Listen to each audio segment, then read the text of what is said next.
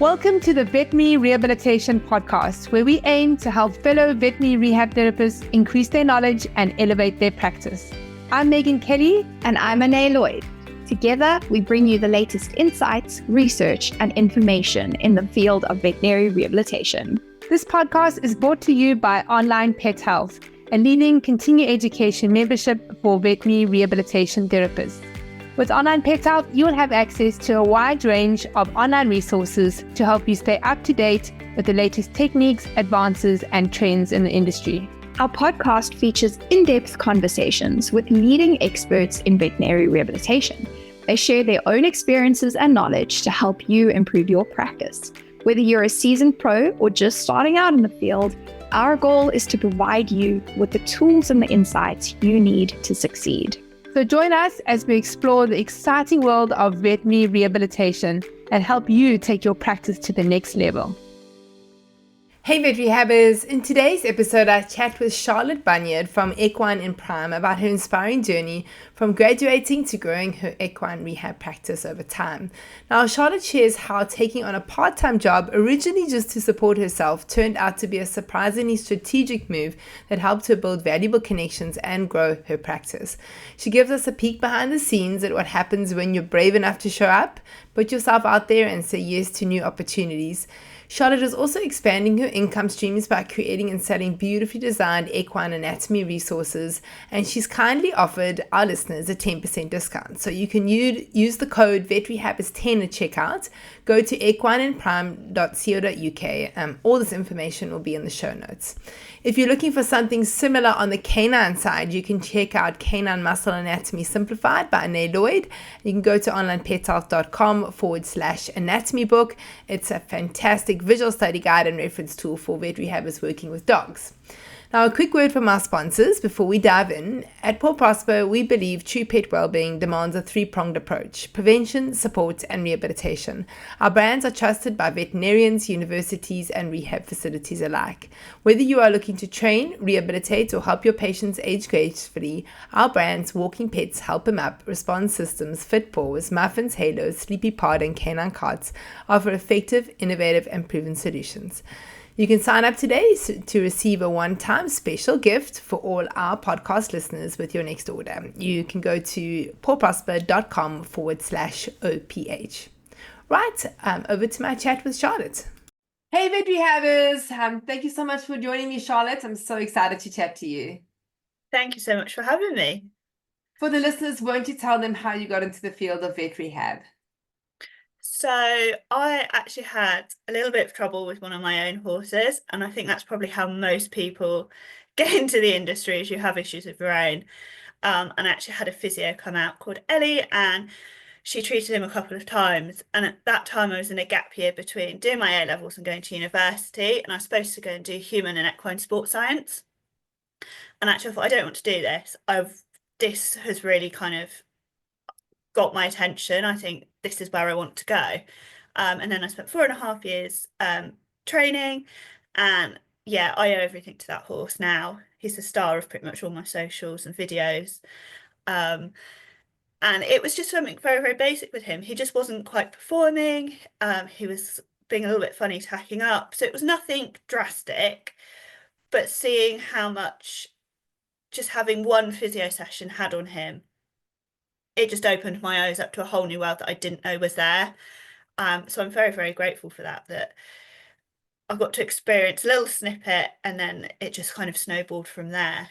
And I trained with the Open College of Equine Studies, and I think most people will be aware of Yasmin Stewart, who does a lot of work with Celeste and the balance movement method and nerve release. So just before she started all of that, she was the lecturer for pretty much my whole time there. And I'm still really good friends with her, and she's just an incredible mentor to have in the industry. And I mean, she was tough. She was hard on me. And looking back, she said, there was potential there, you've got to push people to grow. So yeah, I look back on it was a lot. It seemed like a long time, but looking back on it, actually flew past. Once you're in the industry, actually practicing, you realize how fast the years of your training just zoom by.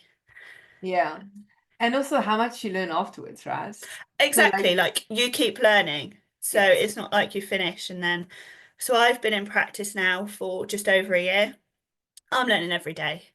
And I'm lucky I've got a mind that loves learning. I'm on another training path at the moment and keeping up with, I think I've done well over my CPD hours because I'm like, great, what information's out there? I almost miss that side, of learning new things every week. So I've almost, well, nearly kept that up because I'm just curious all the time.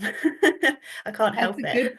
That's a good thing to do. The online pet health saying is hashtag never stop learning. Vet rehab is Absolutely. hashtag never stop learning. That's what we're about. So we love it. You're a true vet rehabber.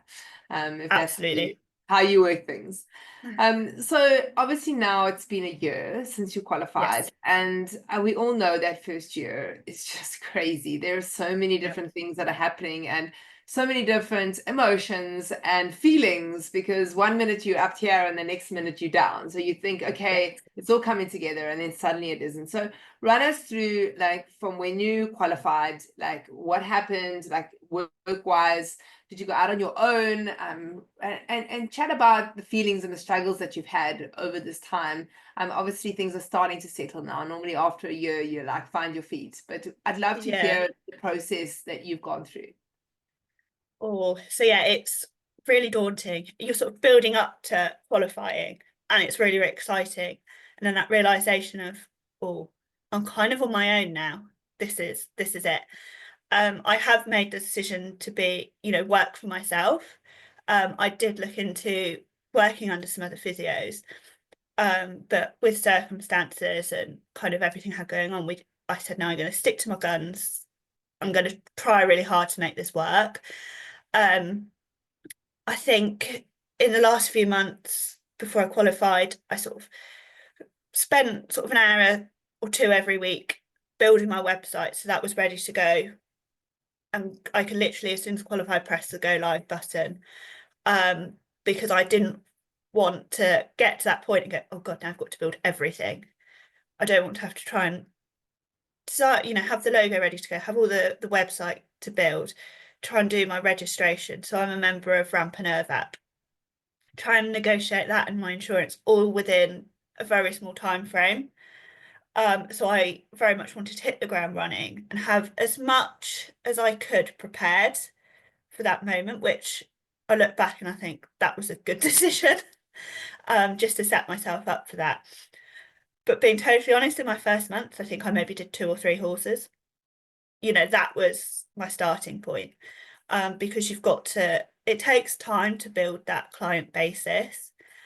And I sort of still negotiating how I want to do my note taking and kind of what platforms I wanted to use. I have settled on Equigate, and I'm very glad I found them very early on. And I think that would be something I'd recommend is play. They've all got free trials. And I know Equigate, I think now is completely free for students.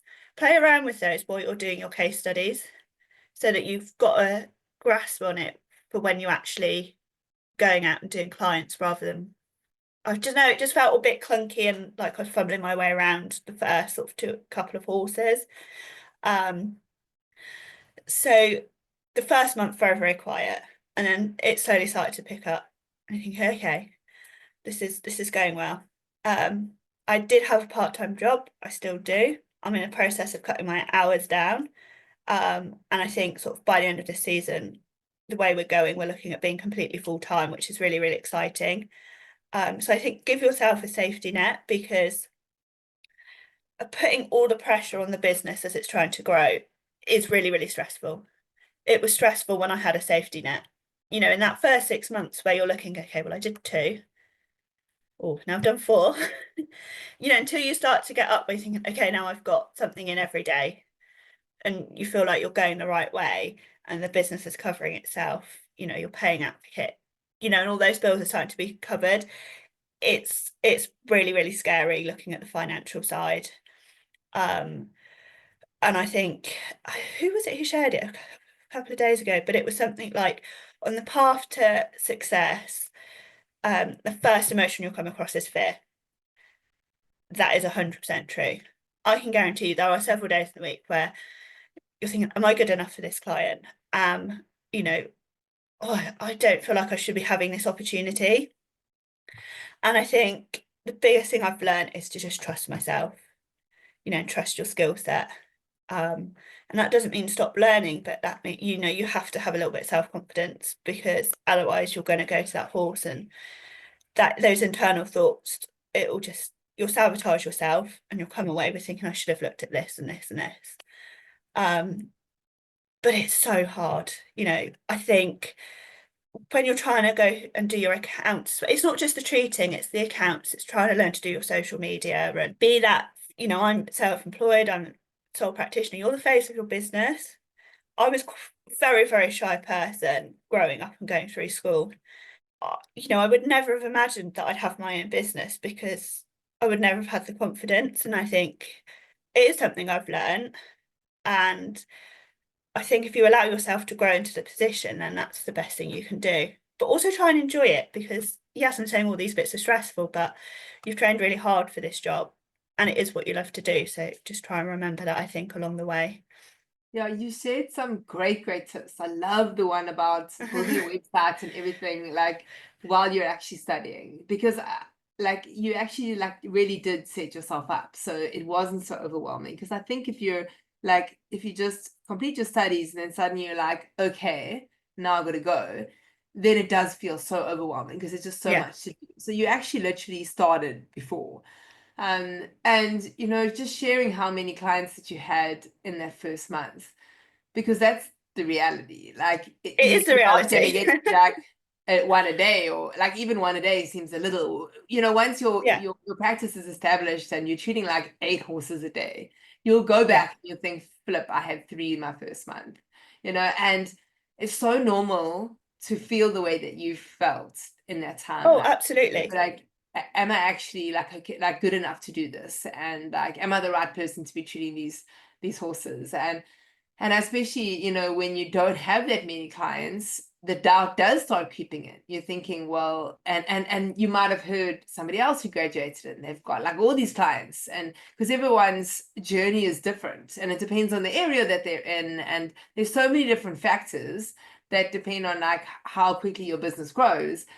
But Yeah. you mustn't compare yourself, right? Your journey is your journey. And so Yeah. like you tend to like think of other people and think, well, this person did this, like maybe there's a problem with me or whatever. So yeah, I love that you shared that. And one of the other things you said, which I actually have never heard anyone say before, because most people that go in, they just struggle and struggle and struggle, and they've got 3 clients a month and they're just struggling, and I think are having to ask family and parents and that to support them. You said you had a part-time job, Yeah. so which is actually such a good thing to do, because then at least it gives you some type of confidence that like I actually am earning some money, and you don't feel this immense pressure to be growing your practice so quickly, Yeah. because you don't have the financial pressure. So tell us, what job are you doing? What is your part-time job?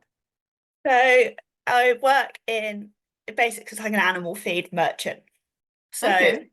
I have built so many relationships with clients I now have. And I'm not gonna lie, I'm very good friends with my bosses. And they were so supportive. I was there when I was studying as well. Okay. And there was a bit of, here's your receipt and have a business card, which they let me do and just chat Yeah. to people. And I've met so many brilliant clients through that job, but also built so many relationships with companies and just professionals in the industry. It's been a brilliant, place for me to network. And I love it. And I'm actually now doing qualification in equine nutrition currently, just through that job, and developing a love for helping horse owners in another complicated sector of the industry. And they have been incredibly supportive. And yeah, I think that was another turning point as well. When you're dealing with potential clients and you're just chatting to people, that does build your confidence as well. Yeah. And then when people come in and ask you, like, okay, so actually, my knowledge does matter a little bit. So that's been really, really good. And now I'm on cutting my hours back on that as the business is growing, which was a hard conversation to have with them, because I love working there, but it's also a really, really nice feeling at the same time, Yeah. to be in that position. But yeah, I've worked with so many brands there as well. It's been really, really lovely. And that works so well. And obviously, when you first started that job, it was never with the intention that this part-time job was going to help you in your practice, No. right? You just obviously got the job, but in hindsight, it was actually a really good choice, which aligns really well with what you're doing and has helped you to network and grow your own business. Yeah, and it's given me some amazing opportunities, and for that, I'd be grateful. Just being, I want to say in the right place at the right time. I know I've worked for it, but somewhat in the industry, it's a little bit who you meet. And I think another bit of advice is speak to everybody, because you never know what's going to happen. The worst somebody's going to say is no. I will chat to people and then go, oh, just take a business card just in case, like, here's my number. And sometimes you just don't hear from people, and that's absolutely fine, because I might not be right for what they need, or it might not be the right time yet. I then had people come back sort of 6 months later and gone, oh yeah, no, actually, can we book in? But I was really, really lucky that brought an opportunity where I just handed this professional rider a card and said, because there's people going in and out, hiring arenas and coaching, and I just said, oh, just if you know of anybody, I've just started, here's a couple of business cards in case you know people. And straight away he said, oh, I've been looking for somebody, can you come out next week?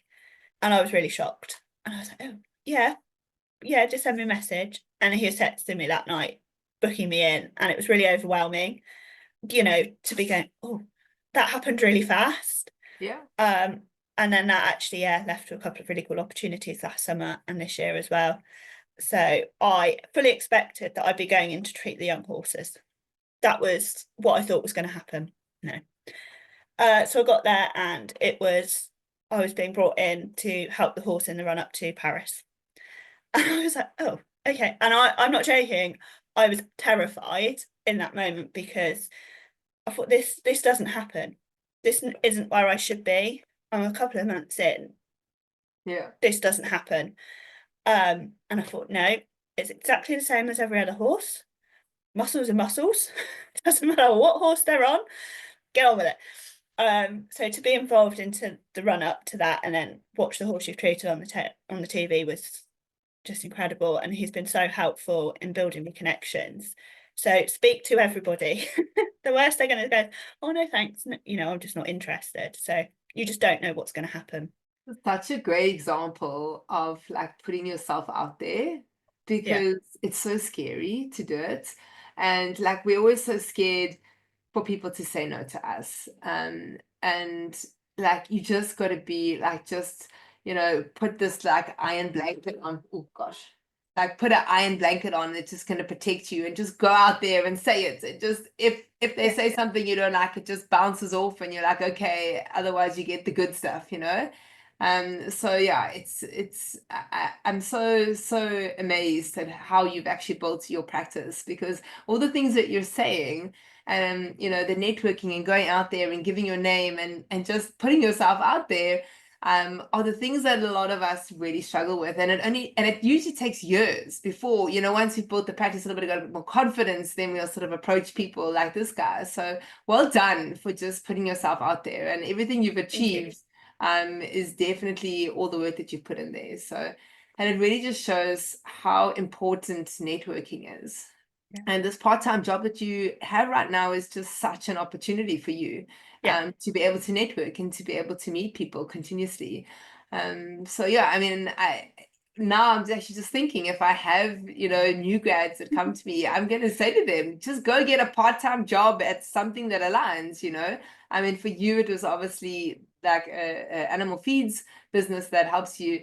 But I mean, I'm thinking like now, somebody who's doing small animal, they could go to a groomer or somewhere. Just get a part-time job in a place where you're going to meet people that potentially could be your clients, or you could meet other people that are somehow connected, like you have.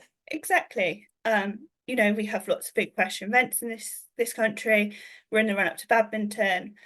I know so many people working at badminton that it'll probably take me 3 hours to walk around just talking to people, because I now know so many people, and I naturally am not a social person, but put me in that environment because it's linked to my job and I seem to thrive now. But I still got that nervous feeling when you think, oh, I've got to put myself out there and possibly say something about my job to this person I don't know. So even though I've done those things, like, I still get really nervous about it. And I think that's a little bit natural, especially when it's your own business, because that's your livelihood as well. So I still get nervous about it. So how many patients are you treating now a month?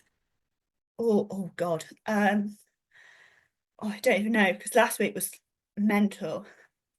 I want to say probably between 40 and 50. Wow. So you've gone from 3 to 40 or 50. That's amazing. Yeah, that's how many clients on a book, and it's really, really exciting.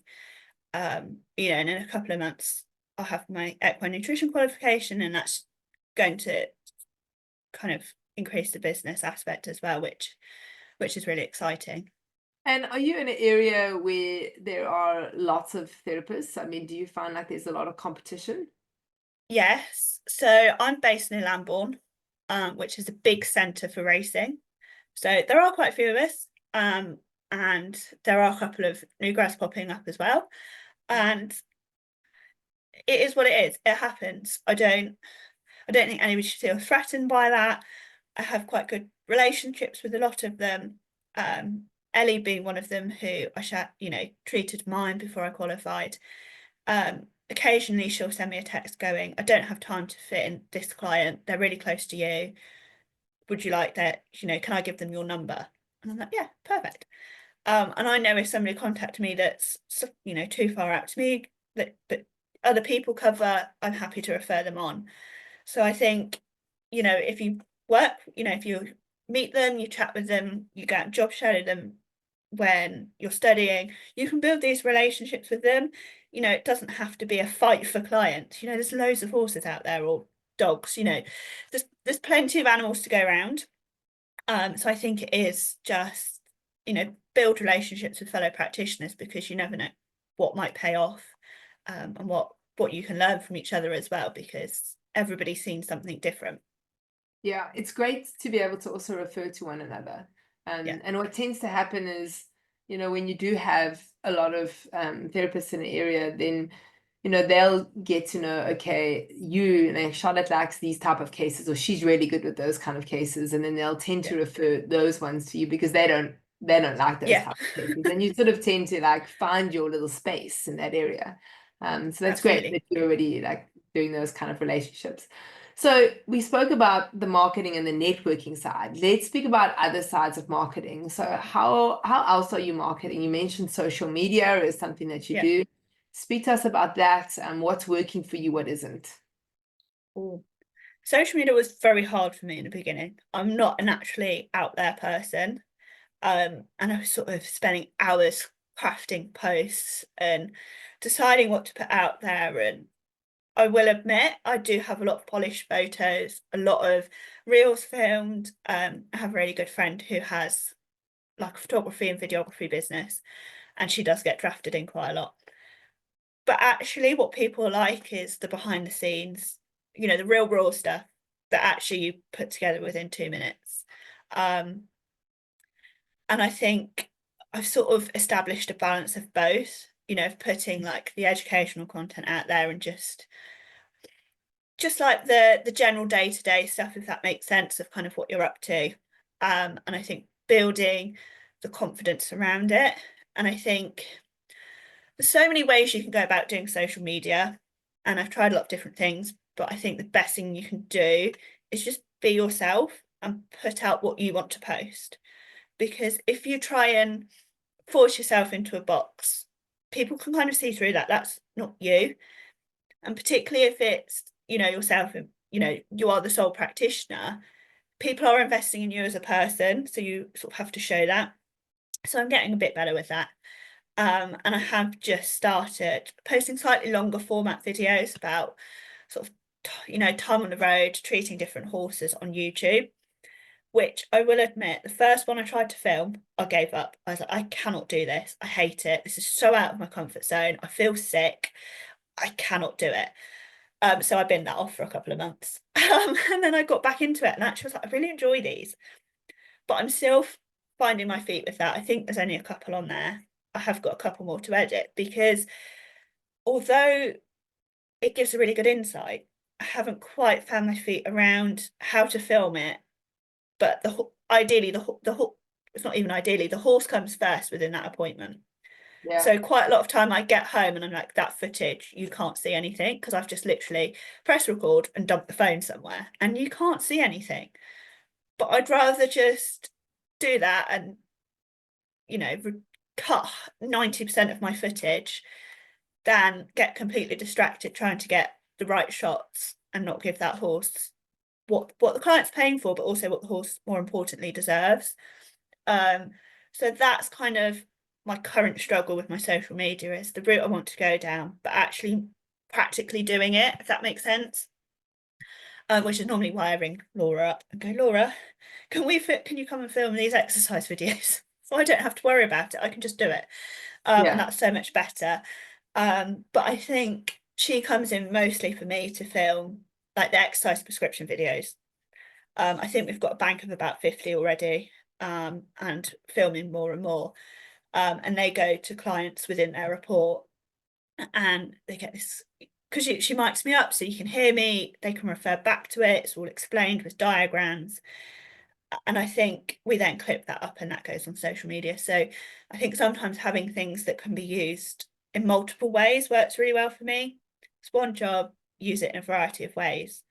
But also that clients can just understand, and there's, they don't have any questions about, because it's all there in front of them. I think works really, really well. And what social media platforms are you on? All of them. Dabble a little bit in both of them. I've been a bit quiet actually because I've been so busy, but Instagram, Facebook, TikTok I have a love-hate relationship with. Some weeks I like it, some weeks I don't. I do like editing all my reels on TikTok just because it's so much easier. And yeah, then occasionally YouTube, but that's very hit and miss depending on what I've actually managed to film. And are you finding you're getting new clients? So this last year now, have you found that social media has helped you get new clients into the practice? Yes, I think it took a while. I think Facebook is quite a good one. Over here there's a lot of horsey groups kind of zoned on area. So if you're in all of those, and then I just share posts into them, and it gets your name out there, and then quite often there's people looking for recommendations. So actually over time, the biggest way I get clients through social media is people ask for a recommendation, and then clients of mine tag me in it, as a recommendation. And then you say, oh, I'm happy to help. Feel free to contact me here. So I say that's probably the best way. But actually you can, normally I think you get like analytics, and you can see how many profile visits you've had. And that is starting, that goes up every month. So I think if you put the time into it, and people can come on your social media and they can see who you are as a person, kind of what your business values are, then that puts the confidence in you. So whether they actually sort you out or it was through a recommendation, that to me then leads to sales, because they can see what I do, and then they tend to pop you a message, and it goes from there. Yeah, so I think, one of the things with social media that I think a lot of us don't realize. So like most of us will think, well, that client didn't message me on Instagram, so they didn't come from there. But, what we actually find is, when people are looking for practices, they might find you. So they'll find you, and now they've got 2 or 3 people they're looking at, and they'll think, well, let me go look at their social media. And then they just go and watch those videos of you talking, being yourself. And then they'll have your card or they'll have your number already. So they're just actually using it to see, like, do I align with this therapist? Like, do I like them? Like, how do they work? And so there'll be things that you do there that are relatable to them. And they'll be like, I really like the sound of her, or just the way she's feeling, or I just like, her way. Like, and then they'll message you. So like we mustn't always think that in order to get clients through social media, they are messaging us through social media. That's No, not necessarily the case. But they are like stalking us, and they are looking exactly. Wait, to see what we're up to and want to know more about us. And that's why it's so important, like you say, to share, actually just be really authentic and real. You know, I think in Instagram stories, like those behind the scenes things that you're talking about, it's such a great way to be able just to share your day to day and who you are, and you know, your ethics and your core values and things like that. They come through subtly in a lot of the things that you'll post. You know, and that's where people connect with you. They'll be like, oh yeah, or they'll recognize something or place or something that you've done, or you like something that they like, and they'll be like, oh, we're the same, you know, all subconsciously. Obviously they're not, a lot of it's not like, you know, oh, she likes the ice cream that I like, then she must be my therapist. But there's a subconscious kind of thing that, you know, you post like, oh, my favorite ice cream, or this is my coffee, or I love my coffees, and there's all these subconscious things that happen to people when they're watching that. So exactly. I think I was doing a rehab case and I was there like a couple of times a week. And on the way to her yard, you go past this dairy and it had like a vending machine for milkshakes. So then it became a little bit of a series on stories of what flavour I had. Yeah, yeah, people loved it. People absolutely loved it. And I was like, oh, okay, this isn't really my job, but this people are enjoying this. yeah. And it became a bit of fun. And to be fair, it took the guilt out of going and buying one. I'm not gonna lie. For social But also, media, it's for oh my yeah, practice. yeah, it's beneficial. Yeah, But also the other week we're changing season over here, so all the horses are like shedding their hair, and I was absolutely covered in it. I took like a 6 second clip of me trying to like get the hair off, and it went really well. And I was like, oh, I literally put no effort into that. It was just a little funny behind the scenes clip, and it did really well. And I think because that's relatable, everybody is struggling with getting covered in hair, whether you're a practitioner or just a horse owner trying to brush it out. Everybody was like, that's relatable. Um, yeah, so I think even if you think, oh, nobody's going to want to watch this, this is just, I've just got my coffee, or I'm just bringing my horse in. People like it, you know, it's day to day. We're all in it for the love of the horses or the dogs. So we just like watching it, don't we, really? So yeah, don't be disheartened, just post what you yeah. want to post is what I've kind of learned. Put Yeah, out what I experiment. like. Yeah, experiment and Exactly. see what your audience likes, because like your audience and someone else's audience are sometimes different in what they like. So don't try and like copy somebody else. Just be you, and yeah, Exactly. the right people will follow you. Exactly. You know, and if you try and be somebody else, it sounds really harsh, but then they'll probably be disappointed when they meet you Yeah, because that's not what they expected. And then there probably won't be a returning client. Um, you know, and I think I say 90% of my clients are, you know, returning clients, which is a really nice success rate. And it's because I've either spoken to them in person or, you know, they've been referred to me by somebody and it's, you know, it's just worked. I've not, sounds really bad when you're building your business, but I refuse to fight for clients because if you're not the right fit and, you know, they essentially are not invested in you, what's the point? And I know that sounds really harsh, but you want to work with people that make you love your job every day. You don't want to be dreading going to see a client because it's just not there's no fun in it. And you know, they are then potentially taking the space of somebody who you really, really want to work with. And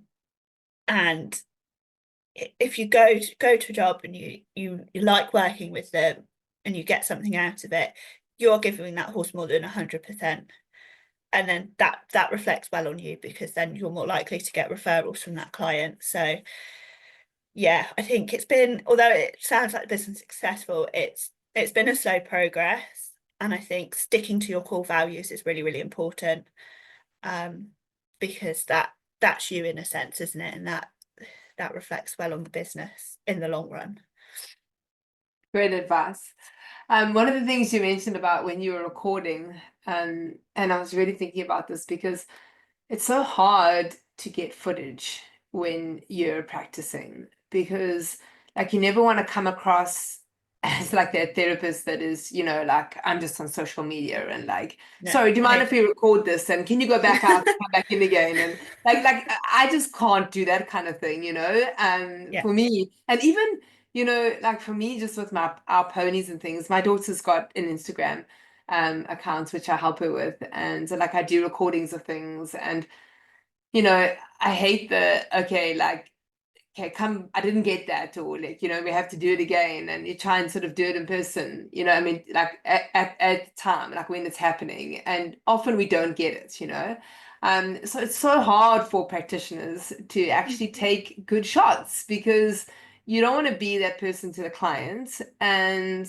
often, I don't know, I find if I get somebody else to do the recording, like you sound like you've got a great friend who knows how to do it. But if I say, yeah, can you record this? Then they do it in the wrong, they do it in landscape instead of portrait. And then they don't actually focus on the thing that you wanted them to focus on. So yeah, getting footage is really, really not easy. But I like the idea of getting somebody and just say, hey, can you just come film me, do a few things? And yeah. then got a whole sort of stock of a whole lot of videos. Yeah, I mean, I'm lucky. She does rock up with the whole camera, the mics, but she also started at the same time that I did. So it's like supporting each other. We've sort of grown together. And every now and again I go, can you come and do this? She's like, oh, okay, that's completely different. And so she loves it. But I am a little bit mean to her. I go, right, well, I'm just going to do this. Can you just work out the shot? Because I'm like, I don't, can't even compute where you would start. So she has got a really good eye for it, and I have picked some bits up. Um, but in terms of like filming when I'm treating, I find it much easier just to put the camera up on the side of the stable and just leave it running if that's what I'm doing. I tend to film with the same owners because I'm still too scared to ask anybody else, Yeah. um, just while I'm finding my feet. But if I'm filming on my phone, say like for YouTube or just to get some social stuff, everything's one take, or it's from like a 20-minute long video, and I've had to sit and try and find the point that I want and then cut it like down to like 30 seconds because Oh otherwise my there's no God. way of doing it. I just leave the phone rolling like pretty much the whole Yeah. time. I might stop it halfway through, so I've not got 40 minutes of hands-on work to do. But also like filming trot ups, or you get so involved, you're taking history with the owners, which obviously you don't want to record because that's all quite personal unless they're happy to share. And I will admit, multiple times there are things I should have filmed, but I'm way too in the zone. Yeah. Listening to what the owner's got to say, watching that horse's behaviour, for the tiny little movements while I'm doing something. And I leave the yard and I think that would have been a really good one to film because that was really, really interesting. It had some interesting behaviour beforehand, and it released beautifully, and I come away going, that should have been filmed. But I was just way too in the zone. It was not happening. And I think I'd rather that than be solely focused on the footage. Yeah. So that's something I'm still working on how to make that happen. So yeah, we are still dabbling around for that side.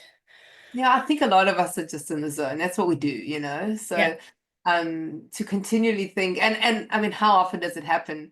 You think, oh, I should have filmed that. That would have been great, and Oh, you all think, the time. yeah. So I think all of us have that. So yeah.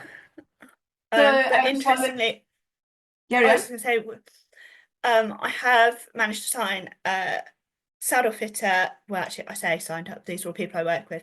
A saddle fitter, a farrier, and a vet to film some exciting projects and kind of insight into their side of the role as well. Nice. So that would be another outsourced filming because there's no way I can manage all of that. But I think working with those professionals as well, and I've actually had some of them say to me, oh, we'd love to do more on that, but we actually don't know where to start.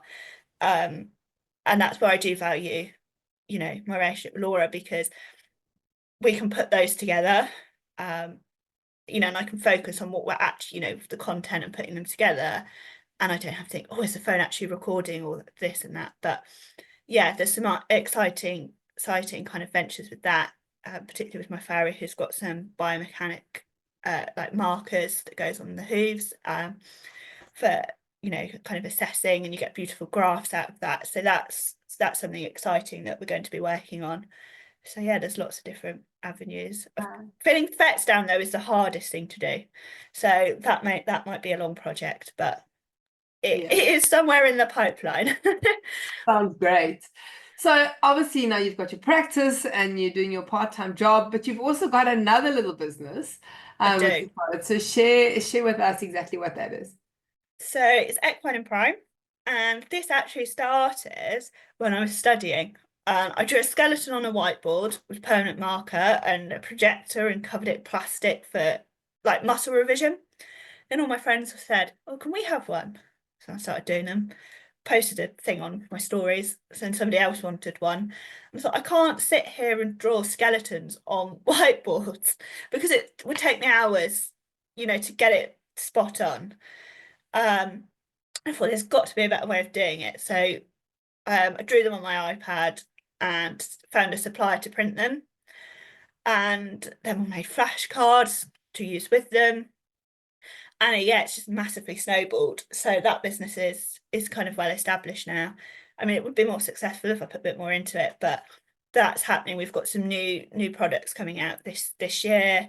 It's got its first trade stand next year at a conference, which is just unbelievable. And I think we've shipped to, I want to say, about 20 countries internationally now, which is unbelievable, just something that I started doing for myself just to help my revision has grown so massively. So we have predominantly equine resources. We do have some canine, mostly like the whiteboard and the flashcard to go with it. I do need to probably put a bit more time into that, but then you guys have done it for me and produced it yourself, so and that's in the ebook. Yeah, I was like, oh great, don't have to fill that market now. Because I just trained on horses, so it's not really my wheelhouse. But yeah, it's done really, really well. And yeah, to think we're taking it to an international conference next year is just mind-blowing. So yeah, that's another little thing on the side. And I would like to offer actually everybody listening a little discount code. So if you head to my website, which is Equine and Prime, and use the code Vet Rehab as 10, that will give you a nice little discount for 10% off anything on the shop. Awesome, Charlotte. Thank you. So for those of you, if you're driving and you're listening to this and you're thinking, oh, how am I going to remember that? Don't worry. We'll put them in the show notes so that you can access that link as well as the coupon code. Thanks for that. Not a problem. Charlotte, it's been so lovely chatting to you. Thank you so much for your time and for sharing your journey. And we'll definitely have to get you on in the future to see how things are in a few years' time. Oh, that would be amazing. Thank you so much. Cheers, Charlotte. Thank you. Thank you. Bye. If you enjoyed this podcast, please hit the subscribe button so you get notified every time I load a new podcast. I'm here every week talking to vet rehab therapists from all over the world about all things vet rehab. A big thanks to our sponsor, Paw Prosper. Their sponsorship allows us to be able to give this podcast to you for free, so please go and check them out at pawprosper.com. Don't forget to bookmark the next Vet Rehab Summit on Saturday, the 8th of November, 2025. Come and be a part of the world's largest online veterinary rehabilitation conference created specifically for you, the vet rehabber community. Onlinepethealth members get VIP complimentary access to the Vet Rehab Summit.